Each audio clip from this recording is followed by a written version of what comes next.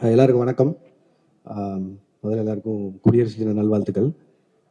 சுதர்ஷன் சொன்ன மாதிரி அப்படி ஒன்றும் பயங்கரமான ஒரு ப்ரெஸ் மீட்டோ அந்த மாதிரிலாம் ஒன்றும் இல்லை.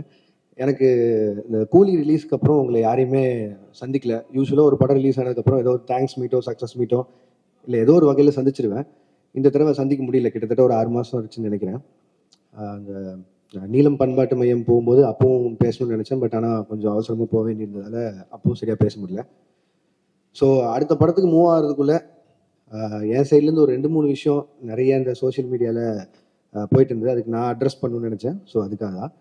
ஸோ முதல்ல கூலியிலேருந்தே ஆரம்பிச்சுதான் நினைக்கிறேன். முதல்ல மக்களுக்கு நன்றி. 35 நாள் கிட்ட கூலி தியேட்டரில் ஓடிச்சுன்னு நினைக்கிறேன். நான் வசூல் அதை பற்றி பேச விரும்பல. ஒரு லாபகரமான படம்னு சன் பிக்சர்ஸ் சொன்னாங்க. அண்ட் 1000 விமர்சனங்களை தாண்டி அந்த படம் 35 நாள் ஓடினதுக்கும் இல்லை இவ்வளோ தூரம் வசூல் பண்ணதுக்கும் மக்களுக்கு மிகப்பெரிய நன்றி. அண்ட் பத்திரிகையாளர்களுக்கு நன்றி. அண்ட் யூடியூபர்ஸ்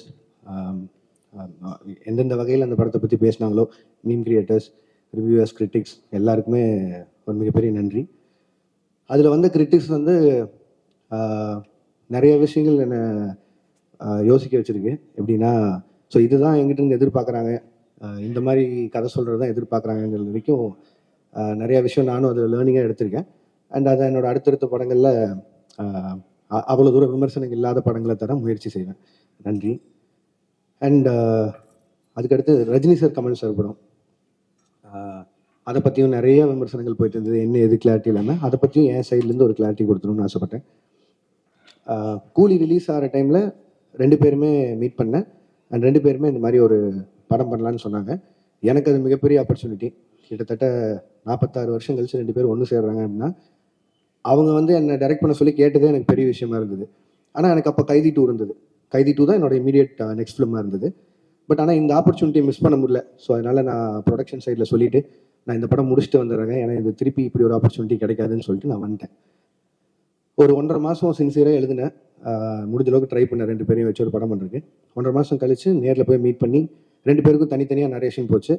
2 பேரும் ஈக்குவலாக எக்ஸைட் ஆனாங்க கதை மேலே. பட் ஆனால் என்னென்னா, 2 பேரும் நிறைய ஆக்ஷன் ஃபிலிம்ஸ் கண்டினியூஸாக பண்ணிட்டு இருக்காங்க.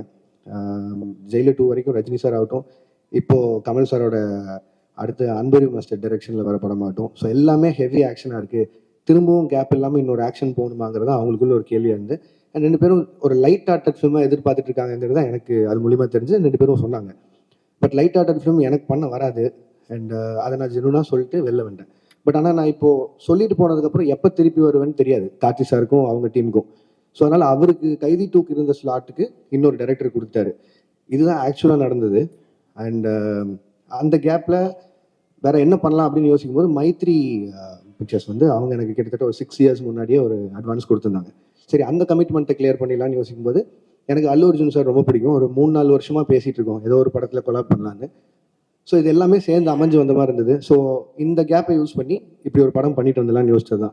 அதுவும் நிறையா சம்பளம் கேட்டேன், அதனால கைதி 2 பண்ணல அப்படிலாம் போட்டுதான். அப்படிலாம் இல்லை, சம்பளம்ன்றது உங்களுக்கு தெரியும், மார்க்கெட்டும் ப்ரொடியூசரும் நிர்ணயிக்கிறதா. நான் எவ்வளோ டிமாண்ட் பண்ணாலும் நம்ம படம் என்ன பண்ணியிருக்கோம் அதுக்கு தகுந்த மாதிரி தான் நம்ம சம்பளமும் இருக்கும். ஸோ அந்த ஒரு விஷயம் கிளியர் பண்ணணும்னு நினச்சேன். லாஸ்ட் வீக் அவங்க எல்லாரையும் மீட் பண்ணி பேசிட்டேன். ஸோ என்னோட அடுத்த படம் கைதி 2 தான் இருக்கும். அது ஏன் நான் ரொம்ப சால்ட்டாக சொல்கிறேன்னா, அந்த எல்சியூ இல்லை, எல்சியூ க்ளோஸ் ஆகிடுச்சு அதெல்லாம் போட்டிருந்தாங்க. அது வந்து ஜி ஸ்குவாட் இல்லை. ஜி ஸ்குவாட் க்ளோஸ் பண்ணுறேன்னா நான் க்ளோஸ் பண்ணிடலாம். எல்சியூன்றது வந்து ஃபர்ஸ்ட் ஆஃப் ஆல் அந்த பேரே நான் வைக்கல. அது வந்து ஃபேன்ஸாக அவங்க தெரியல எல்சியூன்னு ஒரு நாள் சொன்னது, நான் அதை ஃபாலோ பண்ணிருக்கேன். ஸோ அதை டக்குன்னு நான் ஒருத்தன் மட்டும் முடிவு பண்ணி இல்லை எல்சியூவில் படம் வராது அப்படிலாம் சொல்ல முடியாது. கைதி 2 ஆகட்டும், விக்ரம் 2 ஆகட்டும், ரோலெக்ஸ் இண்டிவிஜுவல் ஃபிலிம் ஆகட்டும், இதெல்லாம் என்னோட கமிட்மெண்ட்ஸ். ஸோ இதை நான் பண்ணாமல் போக முடியாது. இது எல்லாமே என்னோட கமிட்மெண்ட்ஸ். ஸோ அதனால் எல்சியூ மூடப்படல, திருப்பி ஓப்பன் ஆகும். இந்த அல்லு அர்ஜுன் சார் படம் முடிச்சோன்னே அது இப்போ தான் ஆக்சுவலி ப்ராப்பராக ஓப்பன் ஆகும்னு நினைக்கிறேன். அண்ட் அதுக்குள்ளே ப்ரொடக்ஷனில் பென்ஸ் இருக்குது, அதுவும் எல்சியூக்குள்ளே தான் வருது. ஸோ ஏதோ ஒரு பாயிண்டில் எல்சியூ சம்மந்தமான படங்கள் வந்துட்டே இருக்கும். அண்ட் இதுதான் மொத்த clarity. And Aamir Khan sir படத்தை பற்றியும் சொன்னாங்க. அமீர் கான் சாரும் நானும் ஒரு படம் பண்ணுறதா இருந்து இப்பவும் பேசிட்டு தான் இருக்கோம். இத்தனை கமிட்மெண்ட்ஸ் எனக்கு இருக்குது, அவருக்கும் நிறைய கமிட்மெண்ட்ஸ் இருக்குது. ஸோ அது எப்போன்னு தெரியல, பட் ஸ்டில் அது பேசிகிட்டு இருக்கோம். அண்ட் அவ்வளோதான். இதுதான் நான் மேஜராக அட்ரஸ் பண்ணணும்னு நினச்சேன். ஏன்னா இதுக்கு நான் ஒரு பாயிண்டில் பதில் சொல்லி ஆகணுன்ட்டே இருந்தது. ஏன்னா ஒரு சைடு 2 சைடில் எல்லா பக்கமும் பேசிட்டே இருக்காங்க. ஸோ என்னோட சைட்லேருந்து ஒரு கிளாரிட்டி கொடுத்துட்டு நான் அடுத்த படத்துக்கு மூவ் ஆகணும்னு இருந்தது. ஸோ அதனால தான் இந்த press meet. And thank you so much எல்லாரும் வந்ததுக்கு. உங்களுக்கு ஏதாவது கேள்விகள் இருந்தால் கேட்கலாம்.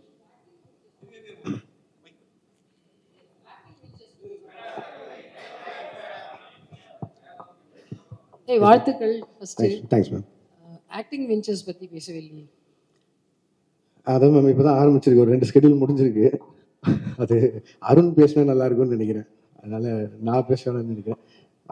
இன்னொரு 25 டேஸ் பேலன்ஸ் இருக்கு. அந்த படம் ஷூட் முடிச்சுட்டு நான் அடுத்து அல்லு அர்ஜுன் சார் படத்துக்கு மூவ் ஆயிடும். லோகேஷ் சார், உங்களுக்கு நடிக்கிறது ஈஸியா இருக்கா, டைரக்ஷன் பண்றது ஈஸியா இருக்கா? எல்சியூல தனுஷ் சிம்புலாம் சேர்த்துக்கு வாய்ப்பு இருக்கா சொல்லுங்க. ஏன்னு இவ்வளோ கேள்வி நடிக்கிறது அவ்வளோ ஈஸியாக இல்லைங்க, கஷ்டமாக தான் இருக்குது எனக்கு தெரிஞ்சு. அதான் நான் புதுசாக ஏதாவது கற்றுக்கணும், சும்மா இருக்க டைம் இப்படி ஏதாவது செலவு பண்ணணும்னு சொல்லி பார்த்தது தான். அண்ட் அருணுக்கு எனக்கு கம்ஃபர்ட் இருந்தது, ஃப்ரெண்டு வேறு. ஸோ அதனால் ஈஸியாக அந்த படம் பண்ணிட முடியும்னு நினச்சேன். பட் ஆனால் அவ்வளோ ஈஸி இல்லை, கஷ்டம் தாங்க அது. திருப்பி அது கன்டினியூ பண்ணுவோம்னா இல்லையா தெரியல. இப்போ சொன்னேன்ல இவ்வளோ லைனப் இருக்குது, ஸோ அதெல்லாம் பண்ணணும். ஸோ தெரிலங்க. Lokesh, hello. Yes sir. So initial டேஸில் like lot of positive reviews வந்தது. லைக் நிறைய உங்களுக்கு நீங்கள் தான் மோஸ்ட் செலிபிரிட்டி டேரக்டர் அப்படிங்கிற மாதிரிலாம் நிறைய போயிட்டு இருந்தது. ரீசெண்டாக நெகட்டிவ்ஸும் இருக்குது, லைக் ஹேட்ரடும் இருக்குது. So handling both these things, different spectrum, like அதை எப்படி பார்க்குறீங்க? Like how you handle those? இல்லைங்க, நான் அதான் முன்னாடி தான் நான் சொல்கிறது ஒன்று தான். நான் அதை எதுவும் பர்சனலாக எடுத்துக்க மாட்டேன், ஏன்னா அது என்னோட வேலை. இப்போ வந்து என்னோட ஃபஸ்ட்டு படம் இல்லை கூலி, என்னோட ஃபஸ்ட்டு படம் மாநகரம். கிட்டத்தட்ட 9 வருஷமாக எவ்வளோ பாராட்டுகள் வாங்கியிருப்பேன்னு எனக்கு தெரியும். அவ்வளோவே பாராட்டிட்டு இருந்திருக்காங்க. டக்குன்னு விமர்சனம் வரும்போது அதை மட்டும் நான் ஒத்துக்க மாட்டேன்னு சொல்கிறது நியாயம் இல்லை. அண்ட் படங்கிறது மக்களுக்காக, அது அவங்களுக்கு காட்டும்போது விமர்சனம் வரும்போதும் அதை ஏற்று தான் ஆகணும். ஸோ அதனால் அதை நான் ஸ்பிட் பண்ணி பார்க்கல. அண்ட் ரெண்டாவது, அதை நான் பர்சனலாக எடுத்துக்கல, அது ப்ரொஃபஷனாக மட்டும் வச்சுக்கலான் இருக்கேன். ஸோ அதனால் success and average and going அது உண்மை தானே, எல்லாருக்குமே நடக்கிறது தானே. ஸோ அதனால் நான் பெருசாக எடுத்துக்கலாம். Thank you. Hello, hi sir. Bhuvanish from the Hindu. You have a very loyal and passionate fan base. அவங்க உங்களுக்கு கிரிட்டிசைஸ் பண்ணுறப்போ கூட it comes from a place of emotional investment that they have had over the years. இவ்வளோ படங்கள் பண்ணதுக்கப்புறம் how do you now define the relationship that you have with your audience? இல்லைங்க, அவங்க ஜெனுவனாக பேசுறதுல it is not just criticism, but அதில் ஏதோ ஒரு அக்கறை இருக்குன்னு நான் பார்க்குறேன். இப்போ நான் எக்ஸாம்பிளாக தான் சொல்கிறேன், ஒரு 10 ஃப்ரெண்ட்ஸ் இருக்காங்கன்னு வைங்களேன், அதில் எல்லாமே சரின்னு சொல்லிட்டு யாரோ ஒருத்தர் மட்டும் இல்லைடா நீ செய்கிற தப்புன்னா அவன் உண்மையிலேயே ஃப்ரெண்டுன்னு நினைக்கிறேன். அந்த லாயல் பேஸ் ஆஃப் ஃபேன்ஸாக இருக்காங்க நான் நினைக்கிறேன். ஸோ அதனால very happy about. Sir Akshay from the new Indian express. நீங்கள் ஒரு ஃபியூ இயர்ஸ்க்கு முன்னாடி வந்து சொல்லியிருந்தீங்க, இந்த மாதிரி எனக்கு ப்ராஜெக்ட்ஸுக்கு நடுவில் வந்து கொஞ்சம் ஸ்பேசிங் பண்ணணும், so that I can write அப்படின்ற மாதிரி சொல்லிட்டு, இப்போ நீங்கள் அடிஷ்னலாக வந்து ஆக்டிங்கும் பண்ணுறீங்க. So doesn't that defeat the purpose? இல்லைங்க, அப்படி பார்த்தா I can take lot of breaks. But பிரச்சனை என்னென்னா, இப்போ சொன்ன இந்த கமிட்மெண்ட்ஸ் எல்லாம் இருக்குல்ல, இது எல்லாமே ஒரு டைம் லைனில் இப்படி போகும்னு நினச்சி பண்ணுறோம். அது நடக்காமல் போகும்போது நம்மளுக்காக வெயிட் பண்ணுற ஹீரோஸ் இருக்காங்க, நமக்காக வெயிட் பண்ணுற ப்ரொடியூசர்ஸ் ஆகிடுறாங்க. ஸோ அதில் நிறைய அவங்களோட ஃபண்ட்ஸ் இன்வால்வ் ஆகுது. ஸோ என்னோட பிரேக்ஸ் வந்து அதில் அப்படி ஆகாது. அண்ட் இது நான் மெயினாக பண்ணணும்னு நினச்சது காரணம் என்னென்னா, ஆஃப்டர் கூலி ஐ நோ ஐ டேக் ஒரு 7-8 months பிரேக்குன்னு சொல்லி. ஸோ அந்த கேப்பில் ஒன்று பண்ணலான்னு யோசிக்கும் போது தான், அண்ட் அருண் எக்ஸ்பிளைன் பண்ணும்போதும் இந்த ஃபிலிமுக்கு ஒரு 60 days போதும் அப்படிங்கிற மாதிரி இருந்தது. ஸோ அதனால் என்னால் ஈஸியாக பண்ணிட முடியும். எதிர் வேறு எங்கேயாவது ஒரு வெக்கேஷன் போகிறதுக்கு பதிலாக இதில் போனால் கொஞ்சம் அப்சர்வ் பண்ணலாம், கற்றுக்கலாங்கிற ஒரு பாயிண்ட் தான். பட் இப்போ நம்ம ஏற்கனவே எழுதி வச்சிருந்த கதைனா அவ்வளோ ஒர்க் பண்ண தேவையில்லை. ஐ மீன் இப்போதைக்கு அதை எவ்வளோ தூரம் கான்டெம்பரரி அடாப்ட் பண்ண முடியுமோ அதுக்கு மட்டும் பண்ணிட்டு போயிடலாம். புதுசாக போய் ஃப்ரெஷ்ஷாக ஒரு கதை எழுதணும்னா பிரச்சனை தான். ஸோ இந்த வயசில் ஓடி பார்த்தலாங்க தான். Lokesh sir. Yes ma'am. Abhirami from Dinamalar. Hi ma'am. First of all, thanks and appreciation for this clarification. ஏன்னா இந்த கிளாரிஃபிகேஷன் இல்லாமல் நிறைய உங்களை பற்றி போயிட்டே இருந்தது. Welcome ma'am. Thank you so much for that. இப்போ நீங்கள் ஆக்டிங்கில் மறுபடியும் இது டிரெக்ஷன் ஆக்டிங்க்கு வந்திருக்கீங்க. To you have any idea to extend this acting? ஏன்னா இப்போ 2 ஸ்கெடியூல் முடிச்சிருக்கேன்னு சொல்லியிருக்கீங்க. ஸோ திரும்ப ஆக்ஷன் பண்ணலாமா, நடிக்கலாமா, இல்லை நீங்கள் டிரெக்ஷனுக்கே திரும்பி போயிடலாம் அப்படின்னு முடிவு? இல்லை மேம், திரும்பி போகிறதுக்கான விஷயமே இல்லை. இடையில ஸ்கூலில் லீவ் விட்ட மாதிரி தான், அந்த கேப்பில் ஓடி போய் நடிச்சுட்டு. பட் ஆனால் என் ப்ரொஃபஷன் டைரக்ஷன் தான் மேம், நான் அதில் தான் இருக்க போகிறேன். இதே மாதிரி திருப்பி ஒரு 6 மாதம் படங்களுக்கு நடுவில் கேப் வந்து ஒரு சின்னதாக யாராவது ஒரு கதை எடுத்தால் நடிக்கலாமா. பட் இப்போதைக்கு அந்த எண்ணெல்லாம் இல்லைங்க. அருண் படம் முடிச்சுட்டு டைரக்ஷன் போகணும். Thank you ma'am. சார், அல்லு அர்ஜுன் படம் இரும்பு கை மாயாவி. சார், இரும்பு கை மாயாவி அந்த கதை தான் அல்லு அர்ஜுன் பண்ணுறேன். இல்லை சார், அது வந்து இப்போ தான் அனௌன்ஸே பண்ணியிருக்காங்க சார் அந்த படத்தை பற்றி. ரெண்டாவது அவங்க ப்ரொடியூசர் சார்பாக அவங்க சைட்லேருந்து வர அனௌன்ஸ்மெண்ட் வர வரைக்கும் மட்டும் இருக்கலாம். இப்போதைக்கு ஒரு படம் பண்ணுறோம் sir. Lokesh sir. Yes sir. Sir, அதாவது கூலி படம் ரிலீஸ்க்கு முன்னால் நீங்கள் சில இன்டர்வியூஸ்லாம் கொடுத்தீங்க, அதை வந்து ஆடியன்ஸ் பாயிண்ட் ஆஃப் வியூவில் வந்து அது ஒரு எக்ஸாஜரேஷன்னு நினச்சிட்டு அதை பற்றி சோஷியல் மீடியாவில் வந்து உங்களை பற்றி நெகட்டிவிட்டியோடு பேச ஆரம்பிச்சாங்களான்ற மாதிரி தான் தோணுது. அது உண்மையிலே என்ன தான் நடந்துச்சு சார்? நீங்கள் சொன்னது என்ன, செஞ்சது என்ன, மக்கள் மத்தியில் எப்படி போய் சேர்ந்துச்சு சார்? இப்போ நான் சொன்னாலும் திருப்பி அதான் நடக்க போகுது சார். நான் வந்து ஒரு படத்தோட கலெக்ஷனை பேஸ் பண்ணி ஒரு படம் பண்ண முடியாதுங்கிறது அது என்னோட ஐடியாலஜி. சினிமாவை நான் 1000 கோடி சம்பாதிச்சு காட்டுறேன்னு ஒரு படம் எழுதவே முடியாது. நான் அதான் முன்னாடியே சொல்கிறேன். பட் ஆனால் என்னென்னா, நம்ம டெக்னீஷியன்ஸும் நம்ம கூட இருக்கவங்க யார் எவ்வளோ சொன்னாலும் அவங்க அந்த படத்து மேலே இருக்க எக்ஸைட்மெண்ட், ரஜினி சார் மேலே இருக்க எக்ஸைட்மெண்ட், அவ்வளோ ஸ்டார்ஸை பார்த்த எக்ஸைட்மெண்ட்டில் இந்த 1000 கோடிங்கிற பிரச்சனையை ஆரம்பிச்சிடுவாங்க ஸ்டார்டிங்லேருந்து. இப்போ அதனால 500 கோடிக்கு சம்பாதிச்ச படம் கூட இப்போ வந்து நான் பதில் சொல்கிறது ஆயிடுச்சு. கிரிட்டிசிசம் அதெல்லாம் வெட்டலாம். பட் ஆனால் கொடுத்த இன்டர்வியூஸுமே சரி, நான் அதை ரொம்ப ஸ்ட்ரெஸ் பண்ணியே சொல்லிட்டு இருந்தேன். இந்த மாதிரி 1000 கோடிங்கிறத ப்ரெஷரைஸ் பண்ண வேணாம், அப்படி ஒரு படமாக எக்ஸ்பெக்ட் பண்ணாதீங்க. ஒரு commercial film Rajini sir enjoy பண்ணுற மாதிரி ஒரு படம் இருக்கும் தான் நான் முன்னாடி இந்த எல்லா இன்டர்வியூலையும் சொன்னேன். பட் எனக்குமே வந்து ஏதோ ஒரு பாயிண்டில் ஒரு டிரான்ஸ்பரன்சி, ஒரு அளவை மெயின்டைன் பண்ணுங்கிறது நான் இந்த படத்துலேருந்து என்னோட லேர்னிங்காக இருக்க போகுது.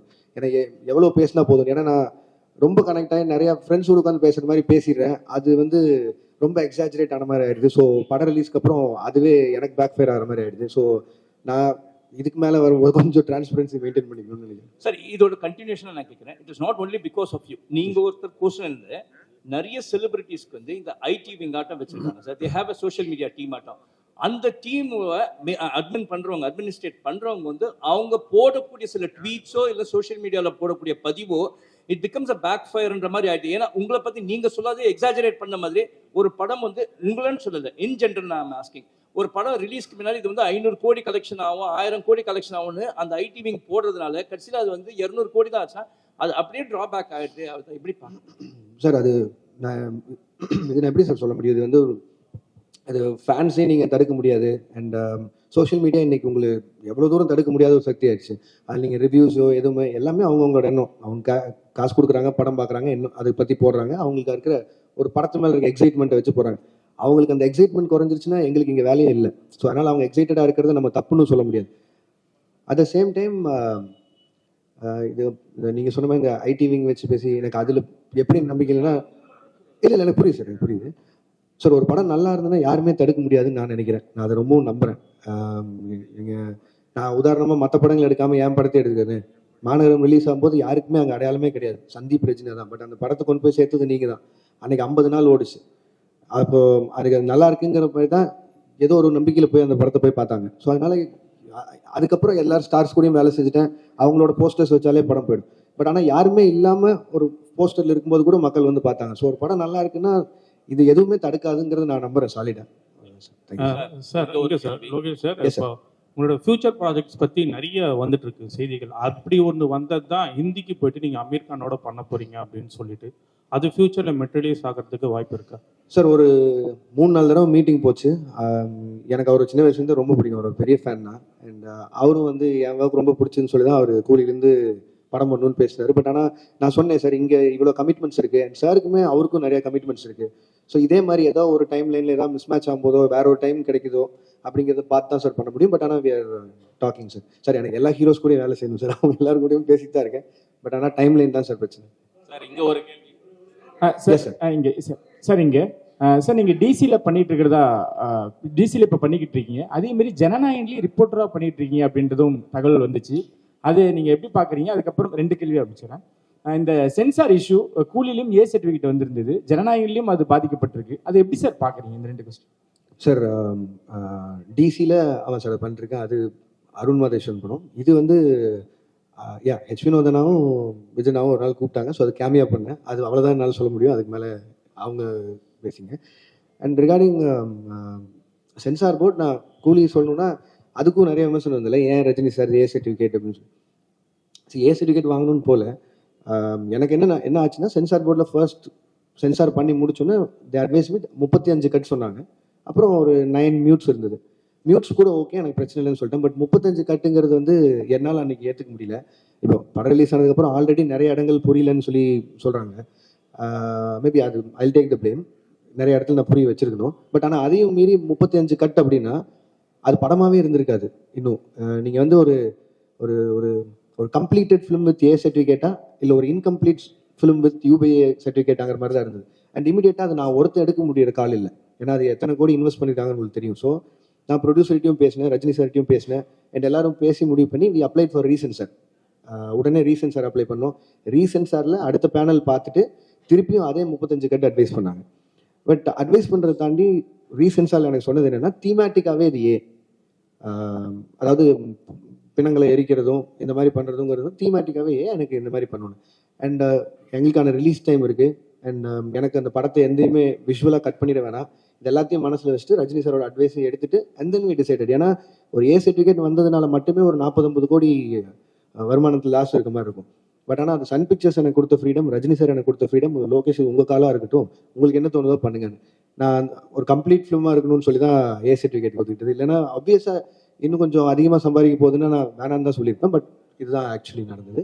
அண்ட் ரிகார்டிங் ஜனநாயகன் இடத்துல நீங்கள் வினோத நாடு தான் கேட்கணும், நான் சென்சாருக்குள்ளே போகல, அதனால தான் சொல்ல முடியும். Thank you sir. எங்க கேள்வி, ஒரு இயக்குனராக இருந்து நடிகர்களை இயக்குனதுக்கும் இப்போ நீங்களே வந்து ஒரு நடிகராக மாறினதுக்கும் என்ன வித்தியாசம் தெரியுது? இப்போ உங்களுக்கு வந்து நடிகராக இருக்கிறது சுகமா இருக்கா? இப்போதான் உங்ககிட்ட நாங்கள் சொன்னேன், ஆனால் உங்களுக்கு தம்ப்நெயில் வேணும்.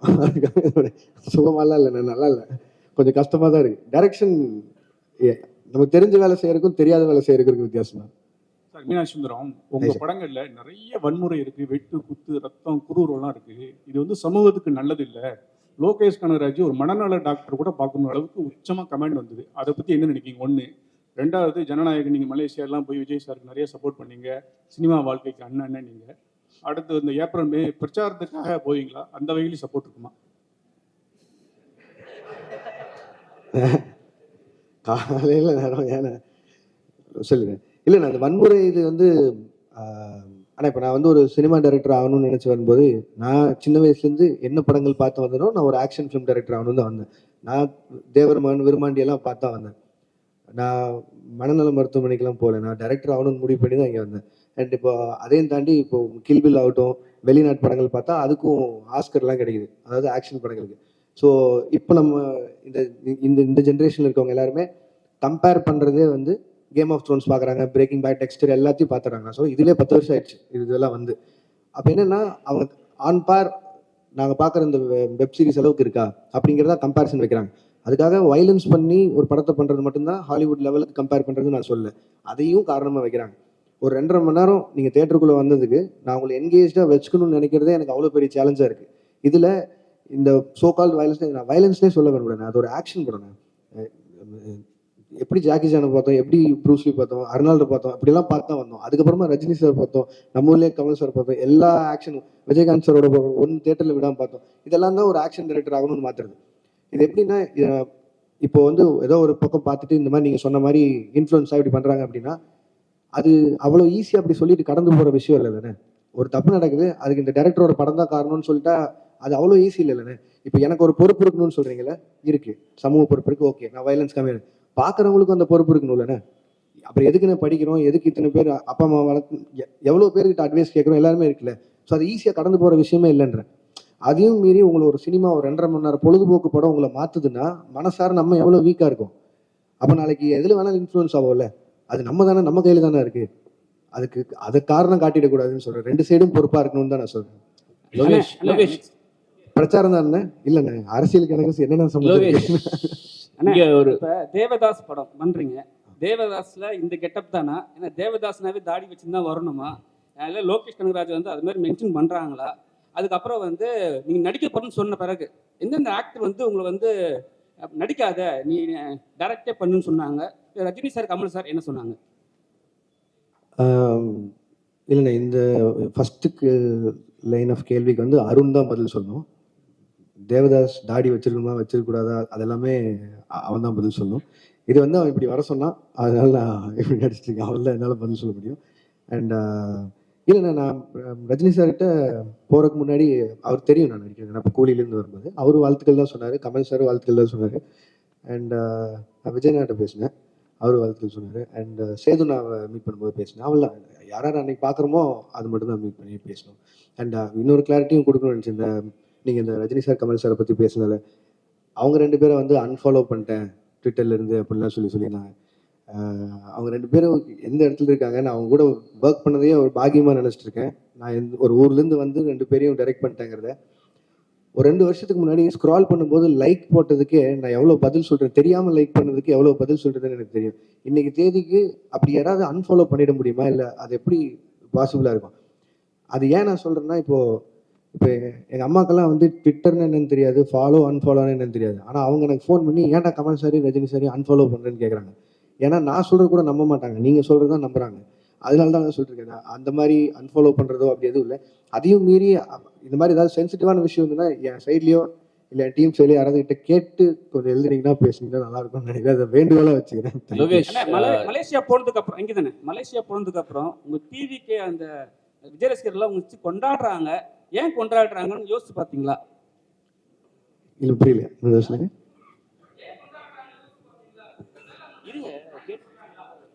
இல்லைங்க, நான் அவரு கூட 2 படம் ஒர்க் பண்ணியிருக்கேன். அந்த 2 படமும் அவங்களுக்கு பிடிச்சிருக்கு, அதனால கொண்டாடுறாங்க. என்ன மட்டும் இல்லையே, நெல்சனையும் கொண்டாடினாங்க, அட்லியும் கொண்டாடினாங்க. லோகேஷ் என்ன சார்? லோகேஷ் ஒரு நிமிஷம் சார். எது சார் புரியல? ஒரே நிமிஷம். இல்ல சார், அப்படியெல்லாம் எதுவும் நடக்கல சார். லோகேஷ் ஒரே நீங்க அல்லு அர்ஜுனை வச்சு அட்லியும் பண்றாரு, அல்லு அர்ஜுனை வச்சு இப்போ நீங்க லோகேஷ் கனகராஜன் பண்ண போறாரு. ஸோ 2 பேருக்கும் உள்ள அந்த காம்பினேஷன்ல ஒரு ஹெல்த்தியான ஒரு காம்படிஷன் இருக்குமா? யாரு பெஸ்டா பண்றது அல்லது யார் படத்தை பீட் பண்றது அப்படின்னு சொல்லிட்டு? இல்லைங்க, 2 பேருமே எங்களோட அடையாளம் தமிழ் இண்டஸ்ட்ரி. ஸோ முடிஞ்ச அளவுக்கு இங்கே இருக்கிற இண்டஸ்ட்ரியை எவ்வளோ தூரம் மேலே கொண்டு போகிறோங்கிறது ஐடியா. அது அட்லீஸ்ட் சைடில் அவர் ட்ரை பண்ணுறாரு, என் சைடில் நான் ட்ரை பண்ணுறேன். 2 பேரும் ஃப்ரெண்ட்ஸ் தான். ஸோ அதனால யார் படம் ஜெயிச்சாலும் அதிகமாக சம்பாதிச்சாலும் சந்தோஷம் தான். தமிழ் இண்டஸ்ட்ரியில இருந்தாலும் போகுது. 2 பேருமே லோகேஷ் உங்களுக்கு ஸோ என்னென்ன படங்கள் அப்டேட் பண்ணுங்க சார் உங்க ப்ரொடக்ஷன்? எஸ் மேம், அது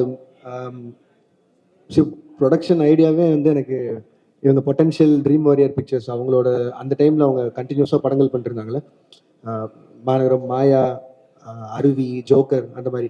ஸோ அது மாதிரியான ஒரு சின்ன பட்ஜெட்டில் படங்கள் பண்ணுங்கிறது ஆசை. இப்போதைக்கு மிஸ்டர் பாரத்னு சொல்லிட்டு நிரஞ்சன் டைரக்டர் அவர் எடுத்த படம், அது முடிஞ்சிச்சு, போஸ்ட் ப்ரொடக்ஷனில் இருக்குது, ரிலீஸ்க்கு தயாராகிட்டு இருக்கு.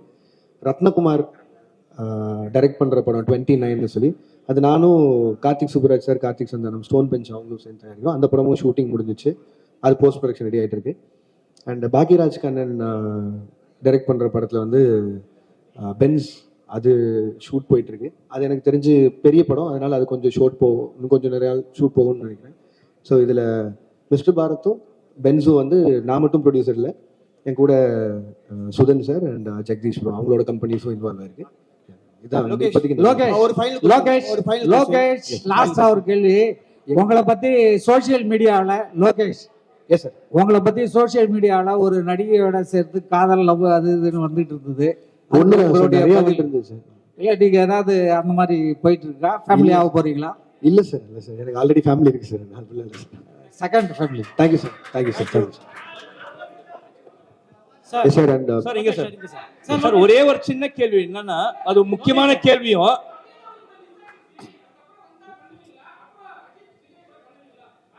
என்ன ஏங்க பண்ண மாட்டேன்னு சொல்ல போறேன், பண்ணதாங்க போறேன்.